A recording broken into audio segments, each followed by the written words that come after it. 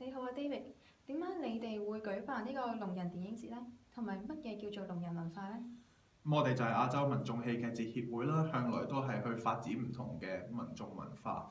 之所以會搞聾人電影節，正正就係因為同聾人有聯繫嘅情況下，我哋相信聾人獨特嘅文化可以令到佢哋創作出不同嘅作品，亦都係可以做好多唔同嘅製作。咁因此就因應我哋同佢哋一啲溝通，發覺啊，聾人喺視覺上面其實可能可以鑽研到好多作品喎，就嘗試去搞聾人電影節。聯繫咧世界各地聾人嘅電影，同埋推動香港聾人電影嘅文化。